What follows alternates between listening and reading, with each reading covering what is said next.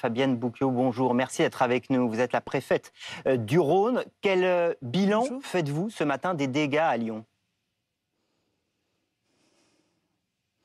Ça a été hier effectivement une journée compliquée avec 17 000 manifestants.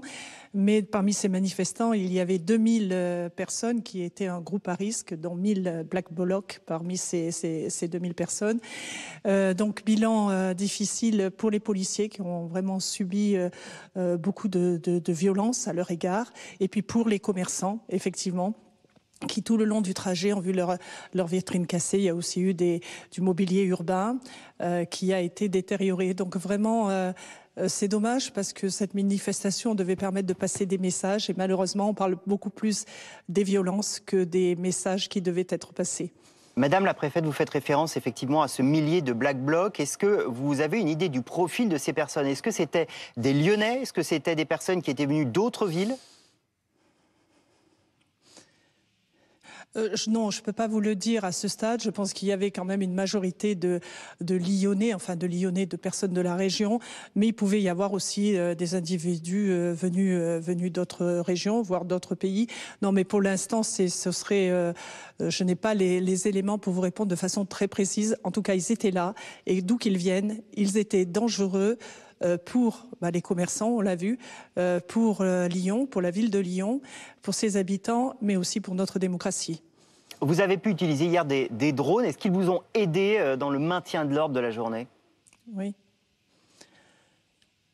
Alors les drones nous ont, c'était une première effectivement, et ces drones nous ont vraiment, moi-même ça est allé au-delà de ce que j'espérais.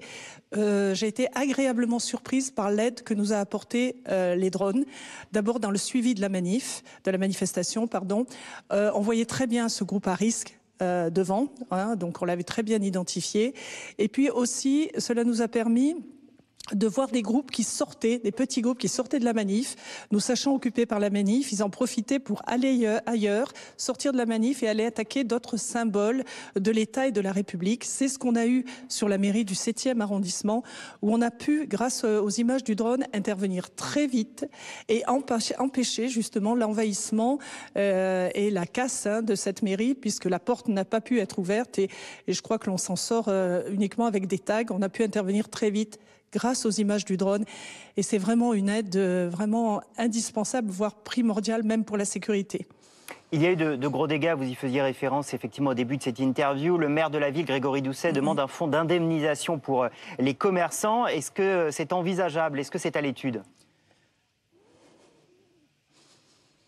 Alors, moi, je n'ai pas de réponse à apporter au maire sur ce sujet. Je sais bien sûr que les commerçants sont assurés pour ça, mais je sais aussi que cela ne fait pas tout. Ce qu'il faut savoir, c'est que, bien sûr, les forces de l'ordre, nous faisons le tour de tous les commerces qui sont sur le parcours d'une manifestation. Je vois tout à l'heure le président de la Chambre de commerce et d'industrie du Rhône, donc je lui parlerai aussi si éventuellement il faut une rencontre avec les commerçants. Je l'avais fait dans mes autres postes. Je pense qu'il faut qu'on ait vraiment ce que l'on a déjà, des échanges réguliers. Après, je sais dire que, alors je vais vous donner mon avis qui n'engage que moi, dire que l'État va indemniser les commerçants, c'est quelque part aussi permettre aux Black Blocs et aux gens violents de dire, finalement, l'État paye, alors on peut casser. Voilà, je trouve qu'il faut faire attention aux messages que l'on passe.